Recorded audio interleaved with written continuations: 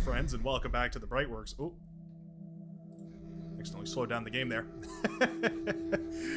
Already off to a fun start here as we take a look at a match today that was played on the Ditch remake. This map has quickly replaced Supreme Isthmus in my mind. I know that's blasphemy to say. Supreme Isthmus, beloved and behated all across the, well, beyond all reason community. I'm just really a fan of this map. There's so much more metal on it, which means that we get to see a whole lot more units come out a whole lot quicker, whether you're on the lower end of the true skill spectrum, or whether you're all the way up there with the pros. I think this naval center right here, all this water mixed with this center island where there's some very, very valuable area to try and capture and control, leads to a very interesting lineup, and I for sure am a big fan of it. Today, spawning on the southwestern side, representing our red team, it's 1 + 1 = 3. Yeah, that's some Brightworks math right there, if I ever seen one. 1 + 1 = 3, going for a wind turbine, but getting a little stiff by the wind speed, although not terrible. Wind speed going down, plummeting though. Yeah, this is going to hurt pretty bad. This is when you really start thinking about those T1 solar panels, huh? Start straying from the light of the wind turbine. Yeah. All the way in the other section of the map here, representing the blue team as a blue Armada commander, going to be playing with vehicles here, starting with just a single metal extractor. That's a bit of an odd variation here. You can see already, much less metal in the bank right now just because of how few metal extractors there were. It's going to be the Kingdom. Getting those early metal extractors really matters here in the Kingdom. On the march, I suppose. Okay, this is interesting. So what we're going for here is basically a very, very early commander push. And while it's nice because it does mean that you can lock this down, what you're trying to prevent here is a run by, right? So by getting your commander up this far forward this quickly, what you're trying to do is lock down these areas where units can sneak through the little gaps in the team's armor, so to speak, and try and prevent yourself from taking any more damage, but it comes at the cost of a hindered economy because obviously these metal extractors are not captured by the commander as it moves forward. Now this is nicely done that we're using these constructors here to capture the metal extractors, so at the very least the economy is going to stabilize here eventually, but it's just a matter of time, and if we see any really early aggression from the red team, certainly they could probably sneak through with nothing left to defend the base over here. This is a critical moment. Doesn't look like Known Troll or Fanatic Foe. That was Fantic Foe. Fanatic Foe. The fanfiction foe. No, Fanatic Foe or Known Troll, neither of which are going to be harassing across the map quite yet. We do have a vehicle bay and a hovercraft bay. Interesting.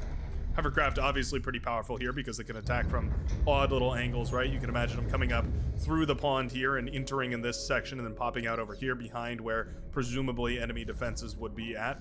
Assumedly they try and fight up here to the middle section. Also, of course, possible that they would sneak along the river up and over into the backlines here of the blue team. So the hovercraft is a good idea. It's definitely a valuable one. Right here, Bit Pusher 16, already on the island, locating a bot lab on the island, in fact. And indeed, it looks like going for a little bit more of a permanent residency here as a constructor is coming out as well. I think this is great. I think this is going to allow quite a lot of control over these 3.4 metal extractors. And if, say for instance, our Cyan commander is able to capture all of those metal extractors, it's going to be a hefty, hefty improvement to their economy, at least in the early game. Roland looking to do some work here. Sent out by Do Watercolors. I Do Watercolors, sorry. Not just Do Watercolors, specifically they do watercolors. Sending the bomber across. Nebuchadnezzaril, our pink commander, spots the bomber. Are we going to go for any anti-air here? Snorkel Whack already going for T2. A little bit early for that. Usually around 6 minutes when we see the T2 factory. We'll have to see how effective it can be. Whirlwind bomber. Okay. Scuffs up 2 metal extractors. Maybe on a second bombing run I can get all of them. We'll have to see here. Okay, we're going for the lab. No anti-air defenses yet. 1 metal extractor goes down. Oh, there's the anti-air. Okay, so we do have a light anti-air factory, or anti-air tower rather, and as well some fighters now sent over by Tim Adams. Maybe Time Adams? I'll go with Tim Adams. So yeah, this is the problem. Far Salis has got a couple of ticks over here. Now they are APM stalled at the moment. Thinking about going in for some aggression, but not quite ready to do it yet. But you can imagine, right? 3 ticks spread out quite nicely over here. You're going to have 3 dead metal extractors and then whatever else they can find over on this lane here. It does look like there's some blitzes that are going to try and clean all this up now, but this aggression could have been a whole lot more if these ticks had been microed just a little bit more aggressively. Meanwhile, some counter-aggression on the other side of the map. Looks like the Kingdom trying to get some value out of a couple of blitzes. That is 3 blitz tanks lying in ruin here, but I only see 1 dead metal extractor. So for the amount of metal that's gone down so far, not quite worth the trade, I'm afraid. Pink Commander, typically in a spot that would go for T2. You can easily go for T2 off the geothermal here. Use your Commander's metal and then go into that T2 transition. Get T2 out to all of your teammates. You got a nice little surrounding of teammates here that I'm sure would be appreciative of some T2 resources. Doesn't look like that's the case this game, as we have a T2 coming up in the back line here. But still, not a bad idea. You could also go for 2 techers, though that's always a bit of a contentious issue. This is a funny standoff right here. Can these blitzes see the? Yeah, I mean, yeah, the blitzes are aware. Everybody's aware that these ticks are over here. There's a radar signature, so gonna be tricky. Viable here with 2 destroyers out at this point. Also captured all of the underwater metal extractors, at least on their side of the map. The commander is now moving around. I wonder what we're gonna do. We can always use the commander to build little light laser towers up here on the hill. That's always a fan favorite move of mine. I love doing that. It's very annoying to deal with, and also, yeah, we're kind of wrapping around on Bit Pusher's little base here. Commander, of course, can degun all this down pretty quickly, and there's not really anything to stop it. We're going for a gauntlet here. That is a weird place for a gauntlet. Not sure exactly what the idea behind that gauntlet is. I suppose it thwarts a little bit of the naval aggression, but not quite anything else as far as I can tell. More aggression across the map here. Looks like some pawns have broken through into the back lines of our pink commander here. Green units, green pieces from the forces of Zealox going to be doing a little bit of damage. So far, sniping a couple of metal extractors. 1, 2, 3, and 4 metal extractors. Shuriken here going to paralyze those forces, but we're going to need to see some sort of unit to actually clean the rest of this up. Tank going to be a decent option here. Pawns slowed down by the EMP rework. And indeed, I think eventually these pawns are done for. Still, though, a nice little bit of damage here, and you can see there's a lot of unclaimed metal extractors right here. Doesn't seem like a lot, but I mean, 2, 4, 6, 8, 10, almost, what would that be? About 12 metal per second coming back to the red team here that's just down the drain. Not ideal. Was the mace outranging the tank there? Was the range on a mace 380 versus a tank's 350? Ah, interesting. For some reason, I always thought the tank outranged the mace, but I guess that's not true. Maces do have the micro potential, I suppose. And this is quite nice, dipping these maces in and out of combat, making sure that we trade efficiently here, taking, each of these units one by one, right? Not getting into big prolonged battles, but just fighting one unit at a time, peeling forces off. Would love to see a resbot pumped out here. Just a single resbot to resurrect some of these forces and put them back on the line. Or even a couple of resbots if you eat up a couple of these corpses and then make essentially a never dying army. It'd be very difficult to deal with a undying army. What a weird situation. So it looks like Viable has degunned down this facility over here. Nothing remains of what once was Bit Pusher's forward facilities. Viable now capturing all of these with the help of these destroyers, as well as the commander lying in wait in the water. I mean, this is great. Kind of. Bit Pusher is now cut off from his team, but that's not necessarily the end of the world. Certainly could go for maybe an airplay here or something like that. There's no anti-air defenses over here, so it'd be pretty awesome to see maybe an air transport and then carry the commander over here, degun down one of these, and then transport it back. I don't know. I'm just thinking out loud here. Kingdom has built a nice little stable front line over here. However, there's a big open lane that you can harass right now. I'd love to see a lot more aggression just across the board here. It feels like a lot of these players are acting a little bit more timidly than they should. Save for Viable, who has gone balls deep and is all the way across the map right now on the enemy turf. Yeah, nicely done. This is nice too. Zealox pushing forward here, although I think these units should continue pushing forward. Don't see any reason why they should stop here. They haven't met any counter-aggression yet. And same for our purple commander, who is slowly but steadily building up a sizable force right now. Went for 2 bot labs instead of just building some more build power. Not sure if that situation is going to pay for itself here. Did we eventually get a T2? We did not yet anyways. very late in the game for T2 propagation. We should absolutely see some of these T2 going across. There are some T2 out now for Snorkel Whack, so hopefully we see these being handed out across the team where they are most desperately needed. I would say probably in this northern section that looks a little unstable. 2 ticks holding the line. Eventually a heavy laser tower, I suppose, but yeah, not a very convincing defense up there on the northern section. Bunch of rocket hovercrafts here. These are so powerful. Oftentimes they're undersold in the early game because we don't see them very often, but when they come out, and when they come out in numbers especially, they can do tremendous damage. You can see just how much devastation they wreck all over the place here. It's because it's a very early way of getting yourself some spike damage, right? Some sudden bolts of damage rather than long sustained damage like you usually see. It allows for you to tear down those T1 defenses really, really nicely. Push a little bit of trouble here. Find some of those destroyers. Yeah, they have those depth charge launchers, so you gotta be careful. And once the commander gets out, of course, it can de-gun, but also it means that these destroyers can fire away with the plasma cannons. Ooh, and down goes that commander. Unfortunate right there. Yeah, that's the Cyan commander losing basically the last thing that he had under his belt. The constructor went down, the commander went down, the forward base has gone down, left with not but a single T1 constructor in the back line. That'd be pretty tough to rebuild at this point. I wouldn't be surprised if this is going to turn into an overwhelming victory for the red team, at least in the middle of the map. Now, the tanks have pushed down from their high ground position here, the high ground posturing. There is a gauntlet that was built up here on the hills. A lot of gauntlets at this stage.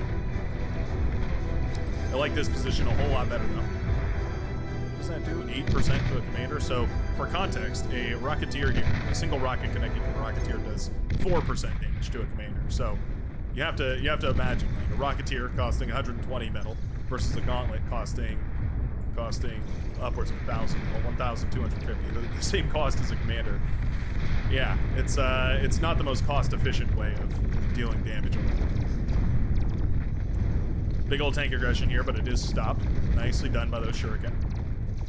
Well-to-do, patrolling about, capturing, or stunning rather, a whole bunch of these units and making sure that they don't push any further here. Fiend's also doing a great job of cleaning up. And eventually I do believe this push will be haltered. But it has bought a whole lot of ground here for the purple commander. Going to be stepping forward with some ticks and some resbots, trying to eat up as much of this wreckage as possible. Nicely done. There is a single, make that 2 Dragon's Claw, the pop-up lightning turrets here. Gonna be firing away at whatever they can. See if this Rocketeer can finish the job. And it does manage to bring one of them down. The other one's still hiding in plain sight over there. What is the answer, though, for the red team? I don't really see one. T2 can certainly be an effective answer. T2 Fiends definitely shut down these tanks with relative efficiency. It's not perfect, and it's not tremendously quick, but they are usually fast enough to dodge the majority of those tank rounds, and it does mean that, for the most part, those Fiends can end up mopping up these pushes relatively cleanly. Here we'll see them do a decent job against these tanks. Again, not very quick. Not the speediest way of cleaning that up, but especially efficient as far as dodging those shells go. Rocketeer is now going to come under fire quite literally, and I think most of this T1 will be cleaned up quite nicely here. It's about time that we see full-blown T2 transition, though. Certainly need to see... Oh, okay, so we're going for a fusion reactor right now. No metal in the bank, though, and the team is already desperately hurting for resources. I think we need to cut the fusion reactor and go into more and more T2. It's the only thing that's really going to clean this up efficiently enough to save the team, but already 1 + 1 = 3 is having terrible, terrible problems right there. Meanwhile, big old push of hovercraft coming across the map here. No static defenses on these beaches, no units, no nothing. And it does mean that these goons are going to have a fabulous time rolling on up the beachheads and starting to carve apart a whole lot of the economies over here. So it's basically going to come down to who can do more damage the quickest. There's a lot of shurikens up in the air, but there are some bird eaters. Those anti-air hovercraft here are going to do a great job of shutting a lot of those down. Ooh, unless they get paralyzed. Well, that's quite nice. Yeah, so the bird eaters do get paralyzed out of functionality. That's going to mean the shuriken don't die all so quickly. Talk about a weird little buff for the bird eater. Because it's paralyzed, it fires a lot slower. And because it fires a lot slower, it means that it locks on to different shurikens in between its volley. That is quite interesting. That's a weird little interaction that I don't think I've ever seen before. Quite cool. That being said, Shuriken doing a decent job of turning the tides here, as well as some T2 lightning tanks as well, also cleaning up a whole lot of that. At this point, some Shuriken have been rekindled over here, reinforcing, and now a whole lot of that T1 is melted away here. Still T1 trying to leak into the base, but I think eventually the T2 is going to clean this up. However, a red hero here left with naught but 2 constructors to their name. 3.3 thousand metal in this wreckage field, though, and that's more than enough to rebuild a blooming economy. That's a T2 lab as well as any accompanying T1 energy production, right? Some advanced solar panels, anything like that. So certainly not out of this game yet, but it looks like 1+1 is a little preoccupied with whatever is going on over here. It looks like the front line has been brutally ravaged. Some aggravators firing away here, trying to shut down this Janus. Boy, are they effective. Yeah, long range, kind of their jam. Like I said, Janus hits like a truck. Bit of a funky little battle now.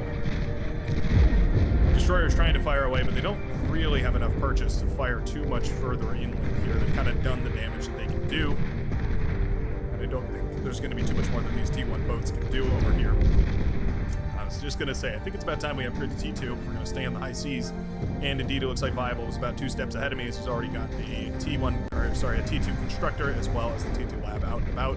We even have a naval constructor over here. These can build persecutors, by the way, the pop-up plasma turret. I'd love to see one of those built offensively on the land over here. I just think it would be pretty cool. I just think it'd be pretty neat. Seaglock's moving in with the commander, actually. Resbots destroyed. Oh. Be so careful. Janus is degunned, but not before firing. Uh-oh. Seaglock's got to be careful. Taking those hits from those Janus can really hurt. I think he's really trying to push to degun down that lab. He does get it. That's going to be the 1+1 = 3. Does not have any more reinforcements.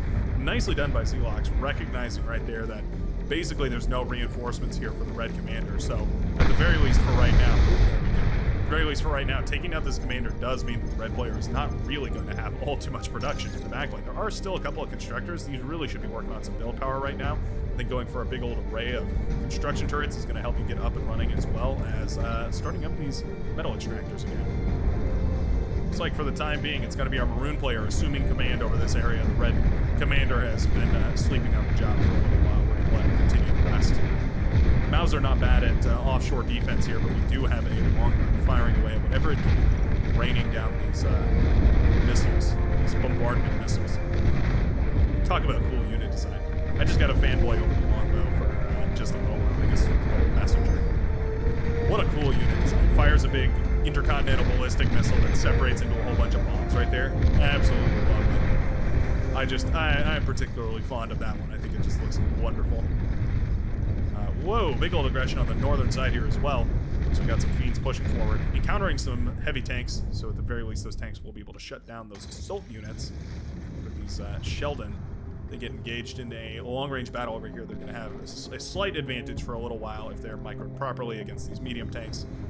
That being said, that is a if they're microed properly sort of a situation. That's not always the case.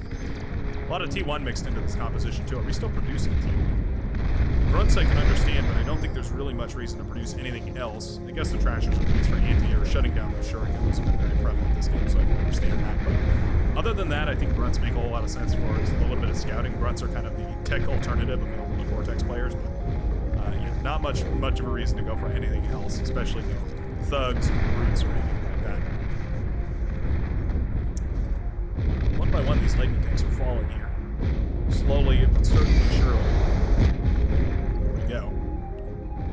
Anti-air tower coming up here. That's quite nice. Going to prevent any EMP or heavy bombardment coming down on that lane. Big old open lanes of opportunity here for the blue team all across the board right here. One of them being expressed up in the northern section here, as we do see those medium tanks jumping on top. Sorry, those heavy tanks jumping on top of a lot of these lighter T1 units. Oh, and those banishers doing their job, living up to their name, banishing these T1 units out of existence right here. As Fnatic Foe is now going to be a little bit scared, certainly. Yeah, put on the back foot, although man, those banishers have done such good work. You know what? I undercut the banisher just a little bit there. It is ravaging a lot of these forces that are pushing through here. This is quite nice, though, at the very least, getting a little bit of a surround on these forces, and what it means is that the blue team now has essentially complete control of the entire northern front right here. They're going to be able to apply pressure here, and apply pressure through here, meaning that with 3 fronts of attack and only 1 or maybe 2 players working on that, yeah, it's going to be really difficult to hold that line. No control. Taking very, very sweet time getting out of the hovercraft lab here. Eventually going to go into the T2 lab. A little bit slow in the transition there, but coming in at 1 true skill, it's going to be really hard for me to judge. Probably still learning the game, so at the very least, all I can offer is that maybe you might want to invest in buying a T2 a little bit sooner, T2 constructor that is, and upgrading your own metal extractors before going into your own T2 lab. Teamwork makes the dream work after all here, beyond all reason.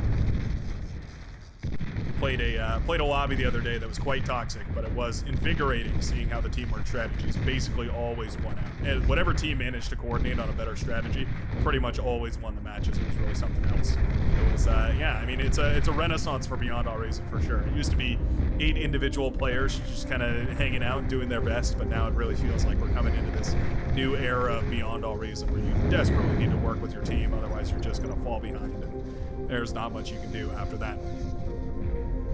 Certainly one of the differences between this game and a game like StarCraft, for instance, that's largely 1v1 as opposed to the 8 versus 8. You have to think on a more multi-dimensional scale, and I think that's quite lovely. Resbot's actually patching things together out here. Nicely done. At the very least, going to be putting one of these medium tanks back together. A couple of Pounders as well. Going to be very nice for shutting down any of the spam. Pounder is actually one of those units that can last into the T2 era as a little bit of a...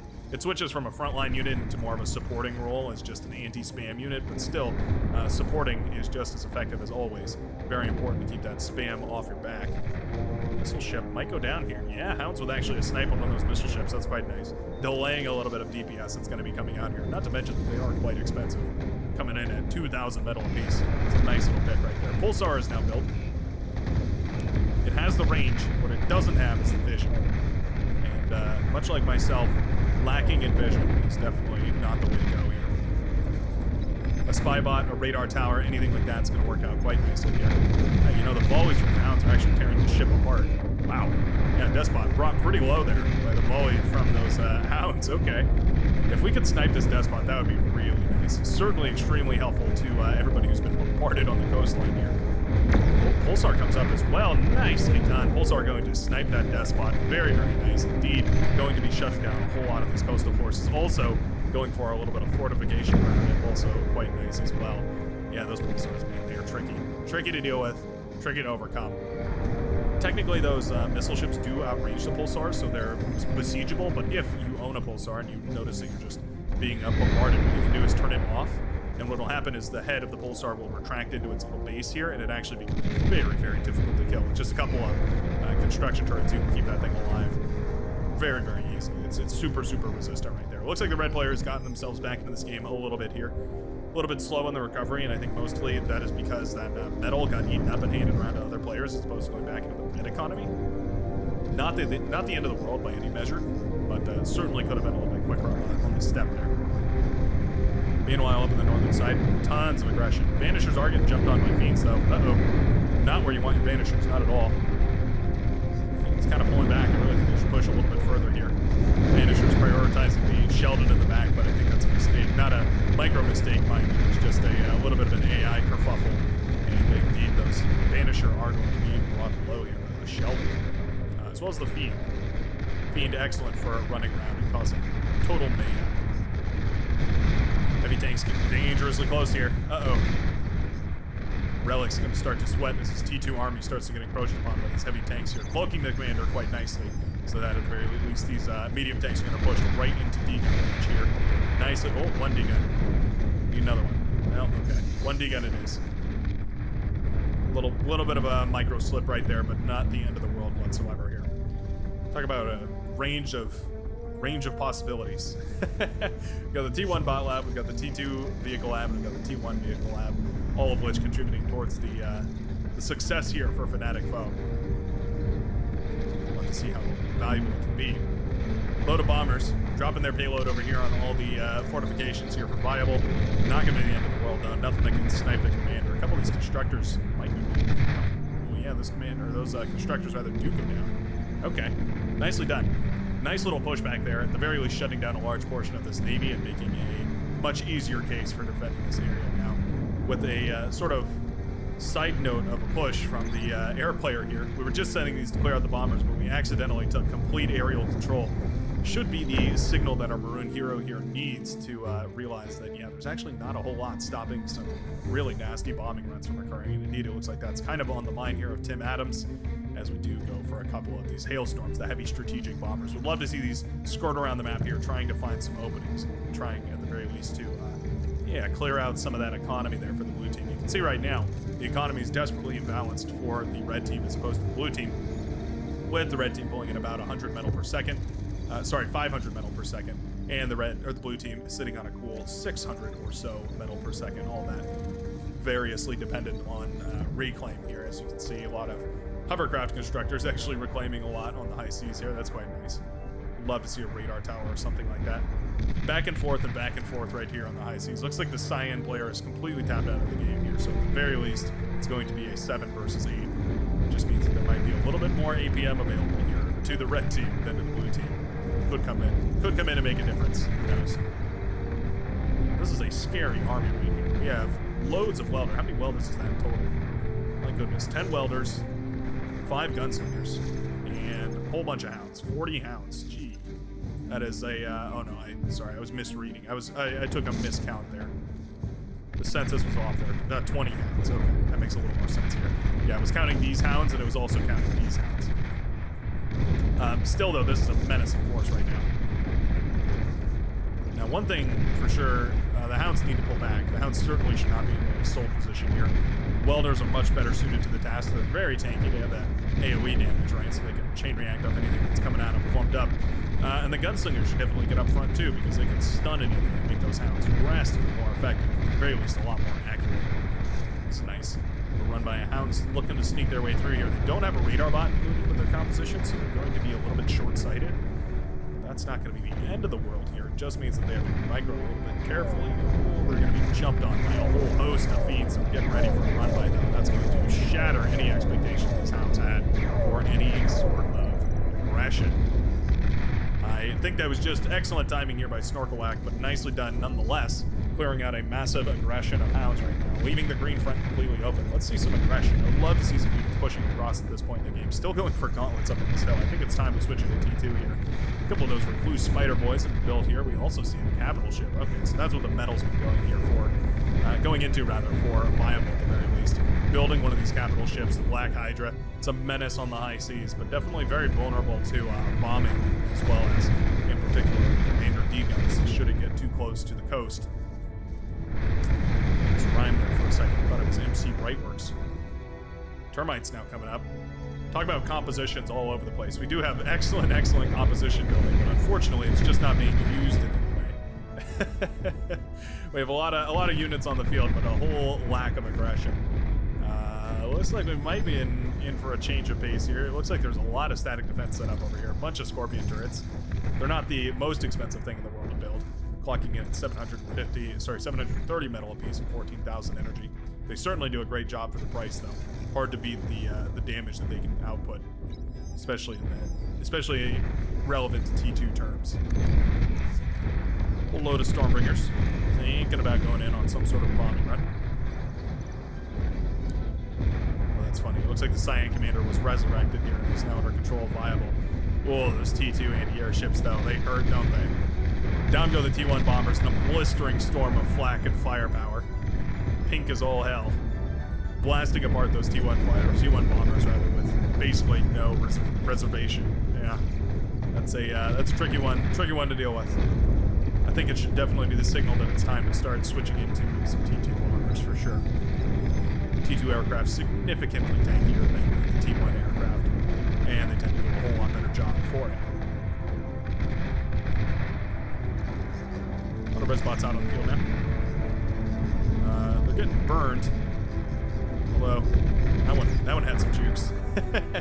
Juking and jiving and making sure to dodge as much as he can. Yeah, it looks like the hot pink army has been essentially repulsed here. Ah. Well, this is interesting.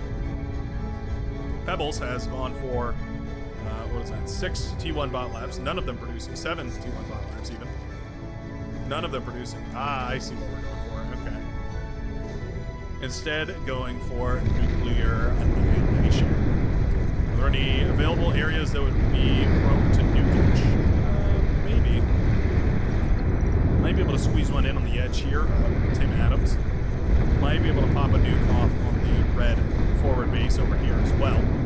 There's a couple areas where I can see a nuke being viable.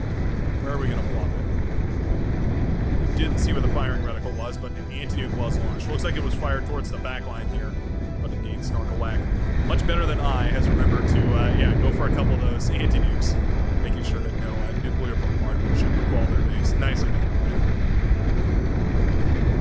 Aggression has completely pushed forward on this section of the map. Blue forces finding themselves up against Gnome Troll, the commander of which is now de-gunning down a lot of these Mauser. There's also a despot here to clean up any of these forces from the seas. And there's a long-range missile close-up for you there. Big old aggressive battle over here as the Trashers stomp forward. Confusing and alarming the T2 Armada, or rather the T2 Cortex units here that are destroying everything, by the way. These T2 Cortex bots. Yikes. That is some carnage right there. Those Banishers doing an excellent job of blasting apart any of these forces here. I mean, that is just brutal. Banishers do have a little bit of a Mauser effect where they have to be facing in the direction they're going to shoot and fire. So you have to be careful how you angle them, but man, that was a valuable engagement right there for the yellow player. Cleaning up the entirety of the powder, lavender players. Let's see what color that is. Anyways, cleaning up the lavender players, the light lavender players. Entire push there. Nice enough. For the time being, at the very least, going to hold.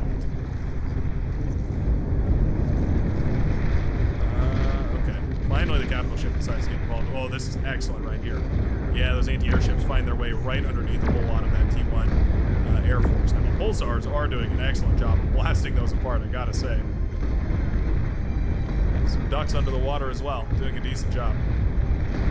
Capital ship bombarding however it can over here. You can see that Black Hydra firing away on this cluster of fusion reactors over here. Takes down the Pulsar inadvertently. And there go all of those fusion reactors right there. That is a stinger. Xelox's main production facility here. Yep, very low energy production. At this point, I think you got to go for a whole lot of wind turbines. So we're firing the nuke again. We're going to fire right at this base. Okay, a lot of friendly fire come out. All of a sudden, oh, actually no, that's all enemy forces right there. So okay, seems like a pretty good spot to put a nuke down, I would argue. Firing. Oh yeah, there it is.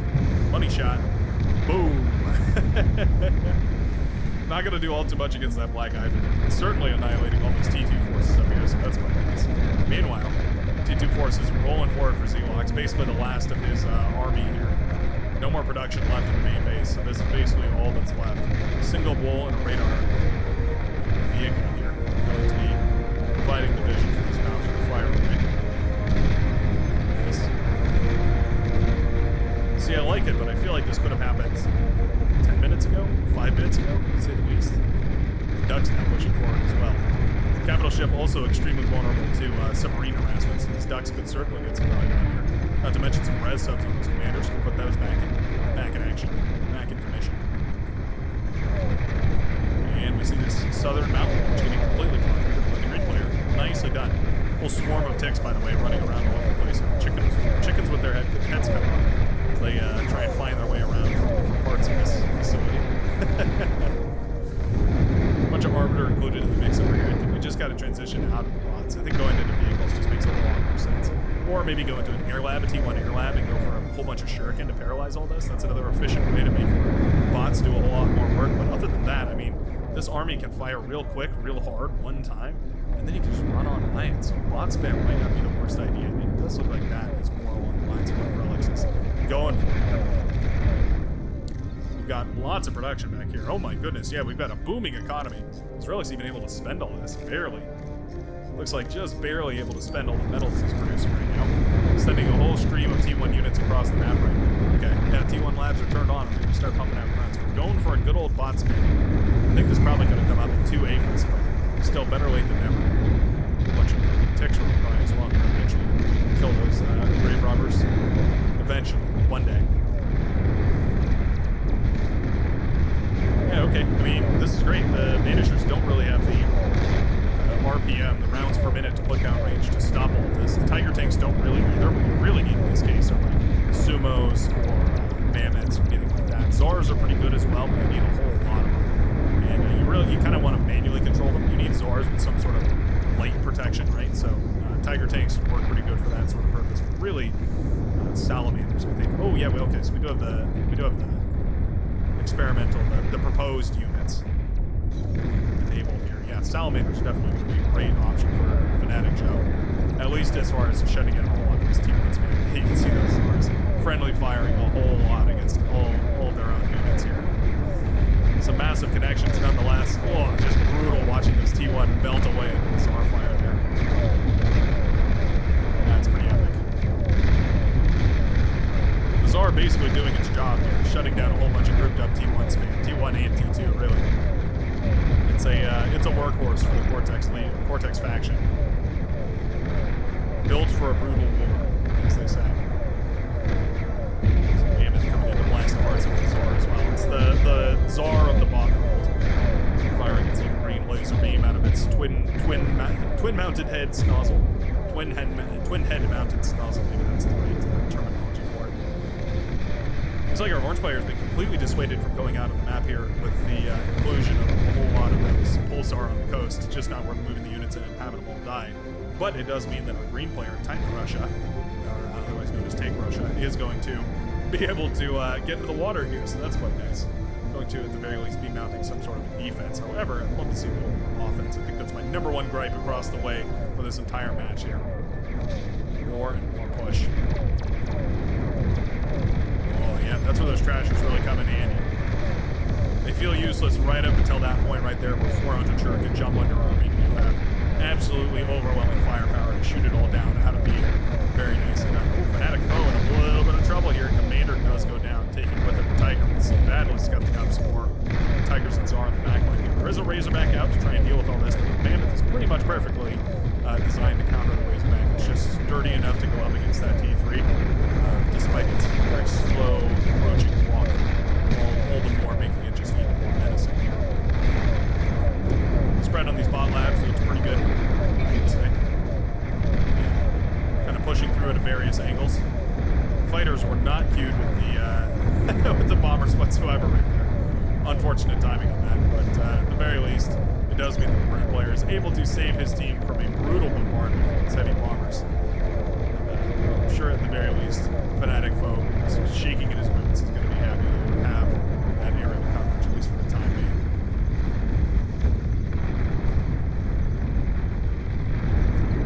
Okay, second Razorback is at the field.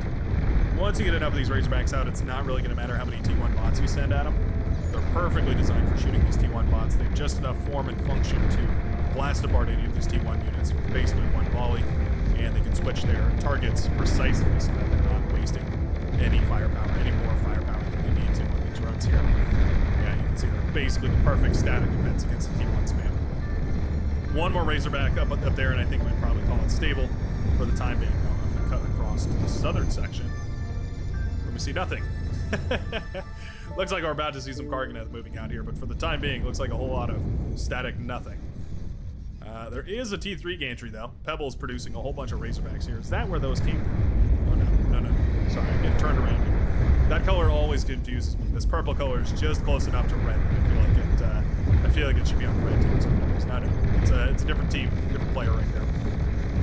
This is nice, catching a whole bunch of res bots and some Twitchers that strayed too far forward here. I would consider this T1 spam nullified. Yeah, I think this is pretty much shut down here with the Tigers for support, as well as this Mammoth that's been resurrected. That's pretty nice. There's nothing here that's going to be able to punch through. No amount of T1 is going to be able to punch through at this point. Now, it's not really a problem for the Relics, who certainly has enough economy to go into, at the very least, some proper T3. It does look like that's coming on up here. We have a Demon available with the new units, the new proposed units. So people can see a couple of those demons trying to run on through. They're sort of an assault unit. They're kind of like a Marauder. They're a much more expensive version of a Marauder. Coming in at 6,000 metal apiece. They do tremendous damage and they're very quick. They're also amphibians, but they're quite durable. Not as durable as, say, a Titan or a Juggernaut or a Behemoth, anything like that, of course, but more durable than a Marauder would be. Karganeth have made their attack. Now, luckily for Pebbles here, the T3 gantry is far enough forward that these Razorbacks are going to be coming out on the front lines well enough forward that, at least for the time being, yeah, I think these Karganeth are going to be shut down here. There's enough runway, right? These Karganeth are going to tear through here, but they're not going to be able to make it towards any meaningful base. Meanwhile, a whole bunch of Shiva started their push here. They're just marching forward, doing whatever they can. This is definitely an exposed opening. The Mammoth are great, but they're very slow. And the Shiva can certainly just walk right on past. No reason they couldn't. Starting up a bulwark here. Fairly sturdy static defense. You do see a bunch of roughness coming in as well. Shiva with no anti-air capability, certainly very vulnerable to roughness. Firing away on those bad poison people. Nice aerial response right here. I feel like this is just a pretty much perfect allocation of resources, right? Not too much, not too little. And with the assistance of that bulwark up on the hill here, I think these Shiva are going to be handling it with. A good response from the green team. At this point, Marauder have gotten involved. Here they come, streaming across the map here. They're going to start tearing down some of this power infrastructure available for the orange player. Don't know if this is the end of the world losing some of these title generators, but it's certainly a little bit uncomfortable. Some of the Marauder idling around all over the place here. Nice, the Kingdom getting a ding on some of those Razorbacks as well. Looks like some more T1 spam going to be coming up on the northern side here. When in doubt, more T1 spam. Now, I made a change to the settings. I've disabled the unit path, the little trails that the units leave behind, and apparently that's supposed to significantly improve the FPS here. So supposedly, as we get into these late game scenarios and people start spamming out T1 instead of spamming out T2, we're still going to be able to keep a little bit higher of a client FPS. Hopefully that makes for a slightly better viewing experience. Always trying to bring you guys the absolute best. A bunch of Twitchers repairing whatever they can up here on the front lines. Love to see some Resbots as well, putting together a whole bunch of these Shiva and making those into your new army, right? Shiny and brand new. We've got a whole lot of tech set up, all in the back line here. Everybody has gone up to T3. T2 is essentially phased out at this point. No T2 spam of Fiends or Sprinters or Webers or anything like that might not be the worst idea here. It looks like some Grunts did the initial run through. Doing a little bit of damage, but more than anything, I think just doing a little bit of scouting. Marauder's pushing through on the high ground here. Razorback does go down. Uh-oh. The Grunt's not the end of the world. The Marauder is certainly capable of doing much more significant damage here. They're routed directly into the static defense, though. Uh-oh. Well, about as tough a fight as those Marauder could have chosen to take here. And Zar has missed 2 shots in a row now, shooting the friendly Karganeth here. This team's got to be a little fed up with that guy. Please place your shots a little bit better, Mr. Zar. Wouldn't be Cortex if it wasn't shooting its own units in the foot. Every single time. Even a Titan just every year. Okay. Looking to get serious, eventually.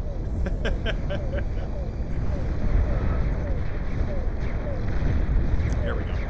Finally something to break this way. Juggernaut has made it to the field, and it will quickly and pretty easily stomp through basically the shotgun blasters. Perfect for firing down the big clumped up groups of units like this. Yeah, I don't think all too many of these tanks are going to survive this encounter with this Juggernaut, even if they do manage to bring it down. Right? Even in death, does the Juggernaut serve? Razorbacks can certainly do some work though. That is a grand total of 6 Razorbacks, 256 kills between all of them. Yeah, you can see with their combined laser fire, they certainly put hurt on this Juggernaut. The question is, can they hurt it bad enough, quick enough here? Juggernaut a little bit miscued. I think he's walking right into this corner here. Look at the self-destruct. Not quite close enough. Pop some of the build power here. Not bad. Not what I would consider game ending right now for Fnatic Foe. Bunch of hero Razorbacks right here.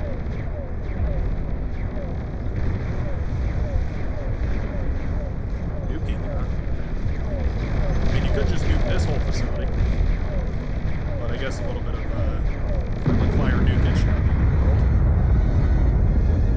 Mostly just T1 that we nuked right there, so not exactly the the pinnacle of nuclear technologies, but certainly better than nothing. Are we going to get aggressive anytime soon on the southern front? Those Shiva were resurrected here. Nicely done by a green hero, Tank Russia. Going to be putting up an anti-nuke here as well. Nicely done. Yeah, I'm actually surprised with the lack of anti-nukes alone. I feel like I would have expected a whole lot more with how many nukes have been used in this game. There's one of those demon, by the way, burning it all to the ground. Yeah, they're pretty menacing. They're a cool unit, to say the very least. Effective. I mean, there's still room for debate, room for growth, seeing how they can most effectively be used. But certainly a badass unit. Titan over here gets into a rough one with some these units. Does self-destruct here at the very least, denying their package damage player. So destroying a couple of those boats. Not bad. Rada here pushing a Razorback. Something you can do with ticks too. If you have a sufficiently dense tick string, you can. Glad he's not going after the Aphis. Oh no. These bombers were all just slacking on the job right there. That's unfortunate. Something you do with a sufficiently dense tick string is push T3 units with it. It's a weird strategy. You set up a whole bunch of T1 labs back here. You set up a T3 lab over here. And you route all these T1 labs in front of the T3 lab. And you start pushing your T3 units at a blistering pace out of the lab. I've only seen it feasibly set up one time by one player in a pro level lobby. But still, it's a weird one, but it's an effective one. You get into these games where the economy starts to not really matter so much. That's when you might start to consider doing that. Titan's capable of doing so much damage on retreat here with the pulsar beams. Just the fact that they can fire these from so long range really makes them invaluable in the front lines.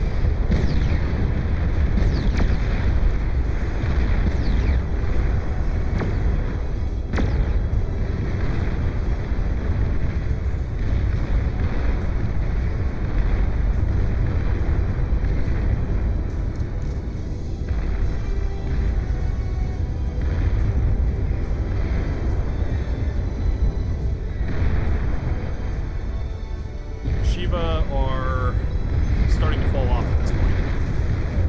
Nukes across the map. Alright. Yeah, not bad. Taking out some of that wind production. That's at least a couple thousand energy down the drain here. A bunch of bombers, and they are clumped up. Ooh, but they do deliver their payload just barely enough to pop the base of Zealox here. Oh, that stings. Zealox, poor unfortunate soul, has been bombed into oblivion by more than one different players in this entire game. Very, very brutal indeed. And now the Dragon is going to finish the job. Now, T2 fighters do tear through dragons pretty quickly. Learned that the hard way playing that supremacy mission here.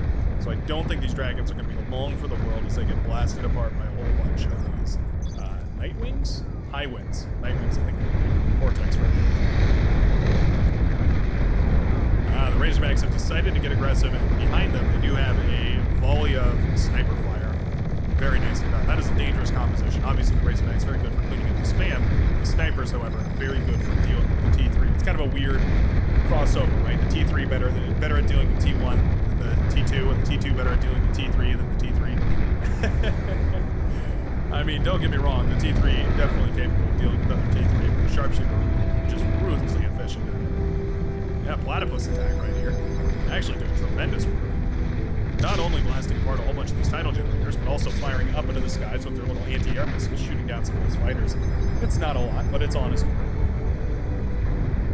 One fighter by one fighter, and it does retract from the overall number. And winning that aerial superiority can oftentimes mean the difference between victory and not so victory in these games. Yeah. You can see right now the purple player, whose windmills were hit by those nukes, is suffering from an energy crisis right now, so I wouldn't mind seeing maybe an Aphis popped out up here. We do have the T2 labs, so we can certainly get a T2 constructor. Oh, we already have some. Okay. Yeah, go for an Aphis or two. Since you have 18,000 that'll sit around in the bank, you might as well go for a little more economy. Oftentimes, the thing that lower skill players struggle with in these late game scenarios is remembering to consistently and constantly be upgrading the economy, right? Don't stop your economy because you've started T3 unit production. Just keep it passively going in the background always, because your opponent will too. And eventually, may sound bizarre, but eventually you might find yourself needing to produce out of 2, 3 T3 gauges. However many it takes, right? Now we have 3 Juggernauts marching across here. It's a much more significant threat. Razorbacks, demons, resurrected Juggernauts. Everyone and their mother is contributing and trying desperately to shut these down. Bulwarks firing as well. It's a tricky one. One Juggernaut down. here, a fanatic foe. Oh, down goes the build power as well. Juggernauts have stopped moving for some reason. We need to see these continuing to move forward. If we can park this Juggernaut right in the center of Fanatic Foe's base, it's going to be the yellow player completely eliminated from the game. But you cannot spare your Juggernaut stopping on the move. The Juggernaut is desperately slow. Looks like 3 Juggernauts not going to be enough. That is a bummer for sure. You're looking at your push and you're thinking, man, 3 Juggernauts didn't do it. What on earth will? The answer is 5 Juggernauts, 10 Juggernauts, 20 Juggernauts. More the miracle, certainly. Demons making an excellent showing for themselves. Blasting away at those ticks with ruthless bouts of flame. Spitting out a never-ending gouge of fire across the battlefield here. Very nicely done. Enough damage may have been done in the middle of the map here. It looks like eventually those forces were cleaned up from the green player. See a lot of ruined Razorbacks here that eventually got cleaned up. But yeah, that's a huge economic blister right there in the face of the red team. You can see with the blue team now coming up on... oh, actually the red team has the advantage right here. The blue team is reclaiming, so it threw me off here. But the red team with 1.3,000 metal or so in the bank rate, or coming in per second right now, whereas the blue team at just about 1,000. It's 300 metal advantage, give or take. Not insignificant. Razorback going down to a whole bunch of those hornets here. Fighter's going to shoot those hornets out of the sky, but they serve their purpose. Certainly doing a decent job with it anyway. Who's going to deliver the killing blow? This could certainly be it. A whole lot of bombers, a whole lot of gunships, a whole lot of fighters, I hope. Not really as many fighters as I would expect here, actually. What a weird composition. We have T1 bombers, T1 gunships. Do we have any T2 bombers? We do have T2 bombers that are leading the charge here. This is a funky composition we got from Switcher. I suppose it works, right? Like if you're gonna go for a composition, you might as well throw a little bit of everything. These T1 gunships have me scratching my head a little bit, but I don't see why they wouldn't work. Viable here, a little bit disconnected it looks like. Not really making any moves, oddly enough. Oh, demon pretty good. Almost starting to think those demons might be a little overtuned. They seem to do a tremendous amount of work. What are we gonna do over here? All of these facilities contributing their metal towards another juggernaut. It'd be well worth it to go for a little more economy and relics, especially considering massive explosion over here. I'm guessing it was this demon. A little bit of a run by that. I must have completely missed here while it's focused on both sides of the map. I do apologize for that. Trying to catch it all, but once the whole map evolves into these T3 battles, it's just so hard to tell where to look. So surprised there isn't any kind of push over here. I mean, we are now up to a grand total of 9 Titans over this front. Is that successful? This is such a wacky bombing run. I mean, gunships and bombers and fighters, oh my. Most of those gunships going down to static defense. Well, yeah, when they group up, they can start to hurt. There's some anti-air on the demons too. Didn't even know about that. Good to know. Yeah, it really feels like the demon is meant to be the Marauder counterpart. Seems strange that it's so much more expensive, but I suppose it's kind of the Cortex motif, right? Meant to be a little sturdier, a little more powerful, but a little more expensive.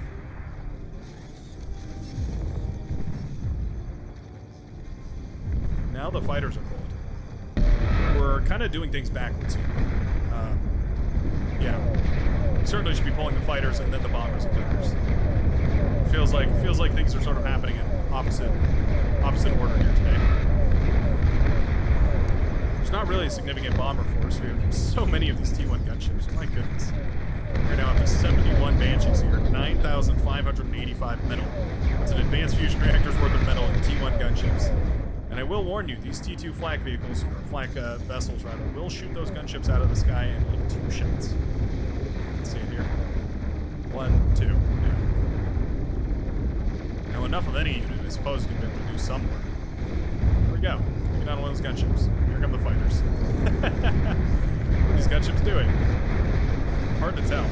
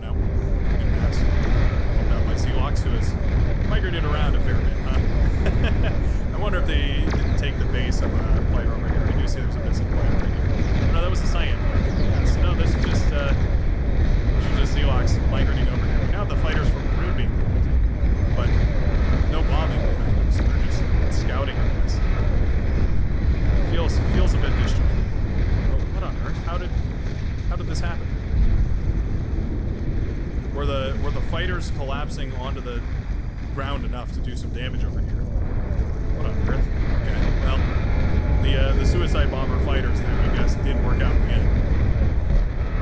Oh, the Titans looking to move. I think the Titans are looking to move. This is surely enough Titans to break through this line and breach into the soft innards here of the red team. They're now up to 10 Titans, and I think they would easily stomp through all of the defenses over here. The Juggernaut they might struggle to bring down for a little bit, but there's no reason why they should stop around the Juggernaut instead of just moving into the base in the back line. This hill has been recaptured tediously by the pink player. This facility has also been ran through by a whole bunch of Razorbacks over on this end. Hopefully those can get some work done. What a mess on the mini-map here. Spam of units all over the place, making it very difficult to tell where the fights are happening. Catapult meaning the cruel sting of the sharpshooter here. Sharpshooter, however, meaning the rumbling barrage of rocketry from those catapults. Bit of a handshake there, I suppose. Okay. Titans finally marching forward, just to prove that I know what I'm talking about here. There goes all of the defenses for those Titans. And suddenly the Ticks have a wide open entrance into the back line right here. And these Razorbacks are largely unaddressed. Well, I mean, I suppose the Ticks are on their way. Don't think they're going to have all too much luck, those Ticks. Neither will the Archangels here, the anti-air bot. Not ideal for cleaning all this up.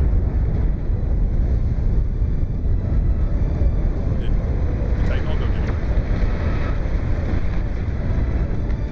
Is that actually all the Titan going down right there? How many nukes did we just launch? Oh. Well, okay. 13-ish. Yeah, I mean, okay. Nuke the Titans, I suppose. It's at this point you start considering very, very many anti-nukes. You've got it, right?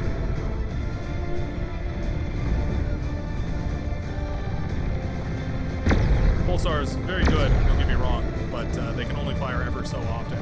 I think Pitbulls might have been a better option here. Spam out about 20 Pitbulls. Try to at the very least. These Razorbacks have now popped the base of Zealox. I feel like we watched Zealox die a lot this game. I feel like we keep watching Zealox's base specifically get blown apart here. Big wave of fighters is pulled. Do we have a follow-up here? No. No follow-up. No bombers. Razorback will go down to his sharpshooters and a couple of those gunships. Big push has been opened up here, and I think this will certainly be enough to breach through this front line here. Assuming all these units start moving. Gotta keep them grooving. Moving and grooving. Razorback's blowing through a lot of this treachery. This T1 slosh. Thor's also included for a nice little spike of health and damage. Wouldn't mind seeing these Thors EMP some of these sharpshooters over there. That'd be quite nice. Just reducing that DPS by that here. Juggernaut's aiming for here. The juicy innards are right in front of the pink player here. I wonder if he doesn't see it. You know, the pink player certainly, the red team in general, certainly knows where the advanced fusion reactors are here for the blue player, at least one of them. No reason why these units should make a beeline directly towards those juicy guts right there. Thor's at the very least starting to piece a lot of this apart. Anti-nukes are fired in the air. They just don't care. But unfortunately, they're a little short-lived. Yeah. Down goes the base for the kingdom, as well as Zealox. Zealox, that's right. And unfortunately, what a friendly fire right there as 13 nukes connect with the friendly Thor. Still standing impressively. The bittersweet melody on top of all of this is that this is a resurrected Juggernaut leading this push. It's pretty funny. In the end, it was their own weapons that were their undoing. This launch is that a self-nuke right there? I think Tank Russia nuked himself, probably out of recognition for the fact that with all these demons marching in from the back line here, probably not going to be all too much more that the blue team can do to hold off against the red storm. Southern side being completely obliterated by a whole bunch of gunships over here. Try as those Titans might have, there's not a lot they can do from the grave. I think the demons are pretty powerful. 6,000 versus the Razorbacks 3,800. So they really should be, I guess they're like a fusion between the Marauder and the Razorback. Can't shoot up into the air, but yeah, they can launch a little anti-air missile up into the air, so it doesn't really matter all too much. What a match. Love these long range matches that go the distance here, and we get to really see everybody play across the entire spectrum, all the way from T1 to T2. See how they like to play, see what they like to do. Snarkleback apparently a fond of overwhelming nuclear firepower. When one nuke doesn't cut it, maybe 13, 14, 50 of them. As a courtesy reminder, the entire Beyond All Reason community, make sure you hit that fancy little resign button up here on the top right-hand corner whenever you complete a match. Saves us the pain of having to wait an extra 15 minutes here for the match to end, as we wait for every single commander to be found and sniped. The last commander for the blue team is the green one, right here in the center of the map. It's guarded by a demon, but I think a Titan ought to be able to clean that up here, certainly. Switcher, the only one remaining there.